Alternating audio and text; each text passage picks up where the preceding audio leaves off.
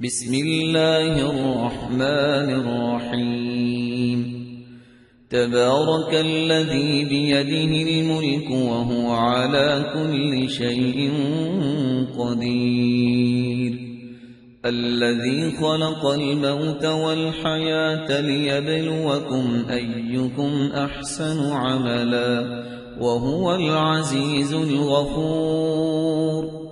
الذي خلق 7 سماوات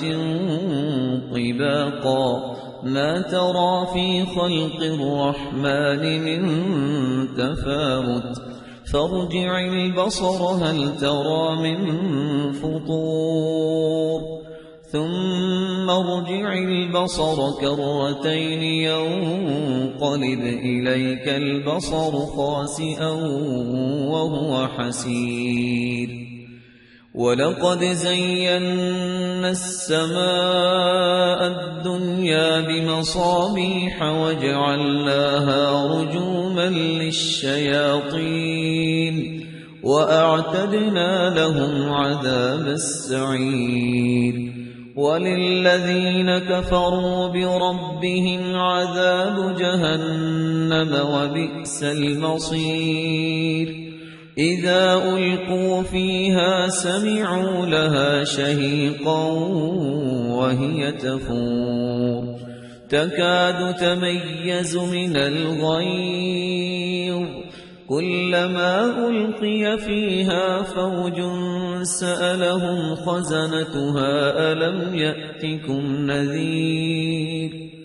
قالوا بلى قد جاءنا نذير فكذبنا وقلنا ما نزل الله من شيء إن أنتم إلا في ضلال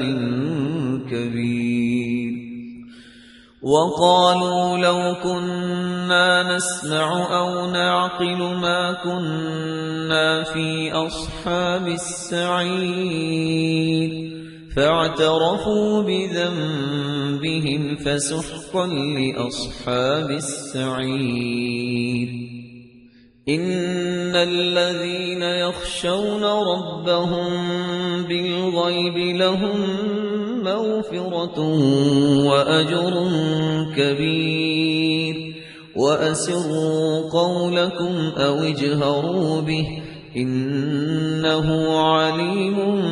بذات الصدور ألا يعلم من خلق وهو اللطيف الخبير هو الذي جعل لكم الأرض ذلولا فامشوا في مناكبها وكلوا من رزقه وإليه النشور أأمنتم من في السماء أن يخسف بكم الأرض فإذا هي تمور أم أمنتم من في السماء أن يرسل عليكم حاصبا فستعلمون كيف نذير ولقد كذب الذين من قبلهم فكيف كان نكير أولم يروا إلى الطير فوقهم صافات ويقبض ما يمسكهن إلا الرحمن إنه بكل شيء بصير أمن هذا الذي هو جند لكم ينصركم من دون الرحمن إن الكافرون إلا في غرور أمن هذا الذي يرزقكم إن أمسك رزقه بل لجوا في عتو ونفور أفمن يمشي مكبا على وجهه أهدى أمن يمشي سويا على صراط مستقيم قل هو الذي أنشأكم وجعل لكم السمع والأبصار والأفئدة قليلا ما تشكرون قل هو الذي ذرأكم في الأرض وإليه تحشرون ويقولون متى هذا الوعد إن كنتم صادقين قل إنما العلم عند الله وإنما أنا نذير مبين فلما رأوه زلفة سيئت وجوه الذين كفروا وقيل هذا الذي كنتم به تدعون